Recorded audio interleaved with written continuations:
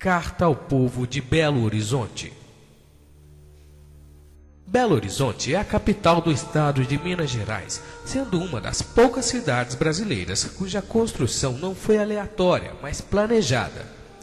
O município tem uma área de 331 km² e se localiza em meio às montanhas, estrategicamente situado no sudeste brasileiro, próximo às mais importantes capitais.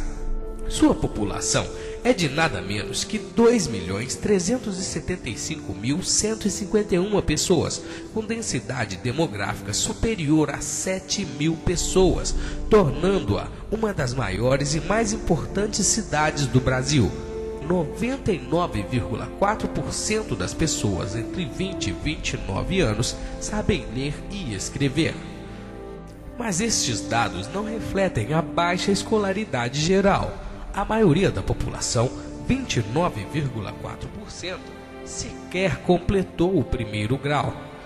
22,4% não completaram o segundo e apenas 8% da população concluiu algum curso superior. Apesar disso, em 2008, o Produto Interno Bruto de Belo Horizonte superou os 42 bilhões de reais e desde lá aumentou consideravelmente. Só em impostos líquidos foram calculados mais de 7.700.000 reais. Este é um valor considerável, mas vejamos mais. A cidade tem mais de 1.700.000 eleitores e a maioria tem entre 25 e 59 anos. Cerca de 4.161 zonas eleitorais distribuídas em 18 seções. São mais de 420 locais de votação, com 20.850 mesários. Mais de 4.200 urnas eletrônicas são utilizadas. Só em 2008, as eleições em Minas custaram mais de 14 milhões de reais aos cofres públicos. Em Belo Horizonte, tivemos 9 candidatos a prefeito e o vencedor foi o atual prefeito, Márcio Lacerda, do PSDB. Também tivemos nada menos que 1.023 candidatos a ocuparem as 41 cadeiras de vereadores em nosso município. O salário é convidativo. Cada vereador recebe mensalmente um salário de R$ 9.200, fora as inúmeras verbas de outra natureza. É óbvio que o salário não representa o valor total que um político ganha. Na verdade, essa regra também se aplica a funcionários públicos e outros agentes ligados a algum dos nossos poderes.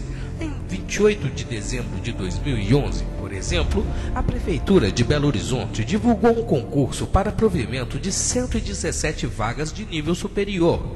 A remuneração ou vencimento era pouco mais de R$ 3.300, mas teria uma gratificação de R$ 3.200.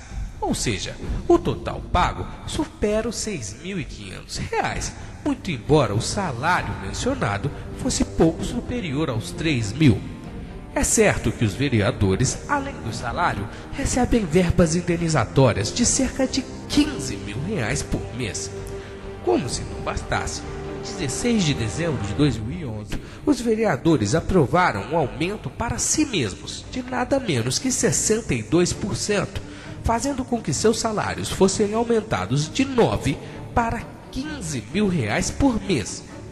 É importante lembrar que em 2011 os servidores municipais receberam 13,92% de aumento e os professores da rede estadual, após muito protestarem, ganharam 20%, e esse montante foi dividido em 4 parcelas.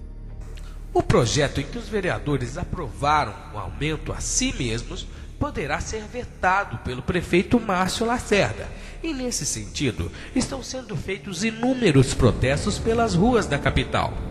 Tudo no intuito de pressionar o prefeito a não coadunar com a proposta indecente elaborada pelo vereador Léo Burguês, do PSDB.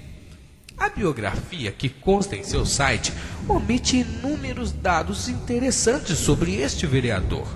A verdade é que Leonardo Silveira de Castro Pires ficou conhecido por ser empresário do entretenimento, tendo sido proprietário e promotor de inúmeras casas noturnas em Belo Horizonte, como Coliseu do Chopp, Americana, Albar, e promovido grandes eventos como Cabo Folia e até mesmo Carnabelô. Um país que elege jogadores de futebol, ex-BBBs, pastores e palhaços, já era de se esperar que um festeiro eleito pretendesse fazer festa também com o dinheiro público. Talvez este vereador seja beneficiado pela curtíssima memória do eleitor brasileiro, já que todos não mais se lembram de que em 2007 ele se envolveu em um episódio no mínimo bizarro.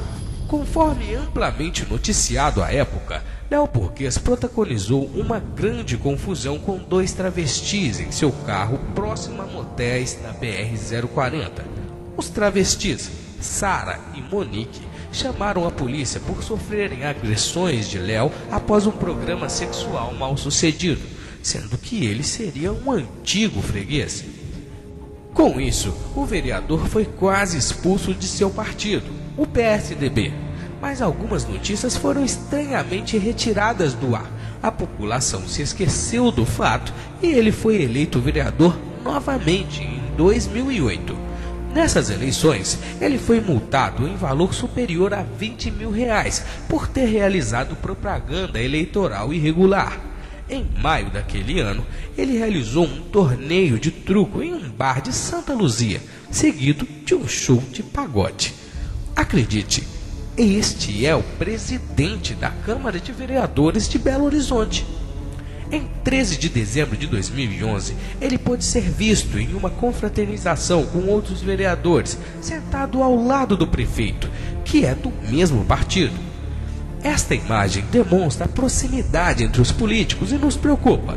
Será que o prefeito Márcio Lacerda honrará os votos que recebeu e vetará o projeto que concede o absurdo aumento aos vereadores?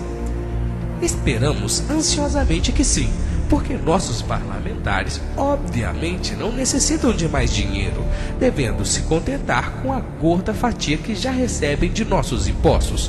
Ao contrário da maioria dos vereadores, não foram publicadas as declarações de bens e evolução patrimonial do senhor Léo Burguês. Mas para se ter uma ideia, o também vereador Irã Barbosa, do PMDB, declarou em 2010 que seu patrimônio era superior a R$800 mil, lembrando que este é o valor declarado. Pelo menos este vereador foi contrário à proposta de aumento salarial. Mas não se assuste, o deputado Jairo Lessa, do DEM, declarou patrimônio superior a R$40 milhões. Já o deputado Tiago Ulisses, do PV, declarou que teve uma evolução patrimonial entre 2006 e 2011 de absurdos 1.435%. Pelo menos eles não mentiram descaradamente como fez o senador Zezé Perrella, do PDT, que teve a audácia de declarar que seu patrimônio era de apenas R$490 mil e R$78.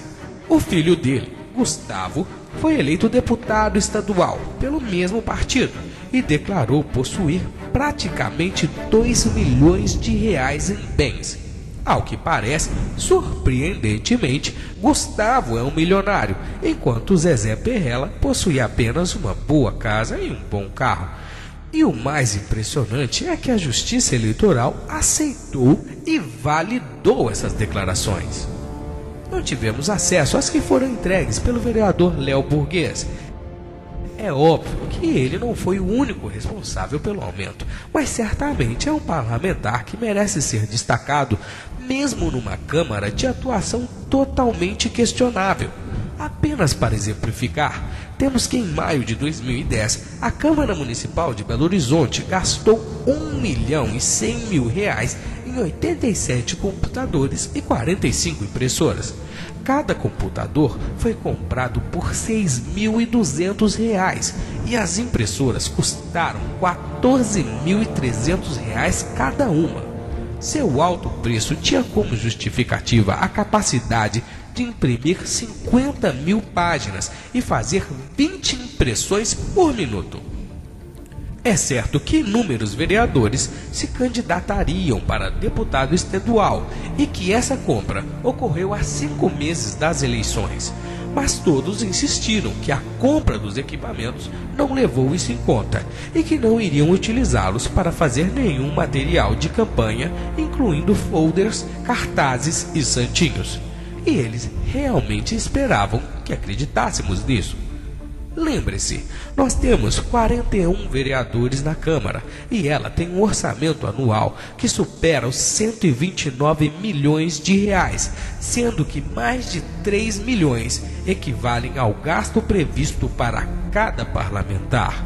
Saiba em quem você votou e em quem você votará nas próximas eleições e passe a cobrar o seu vereador, pois estes valores têm que ser revertidos em benefícios a você e à população de Belo Horizonte. Mas lembre-se também que este é apenas um exemplo. Você não deve estar atento apenas à atuação desses vereadores, mas também dos deputados, prefeito, presidente e qualquer outro que utilize dos altíssimos impostos que todos nós somos obrigados a pagar. Descruze os braços e faça a sua parte. Fiscalize o poder público e a atuação dos agentes. Organize e participe de protestos. Envie e-mails e divulgue iniciativas interessantes em redes sociais. Você pode começar agora mesmo, repassando esse vídeo a todos os belo-horizontinos que você conhece. Juntos, nós somos muito mais fortes.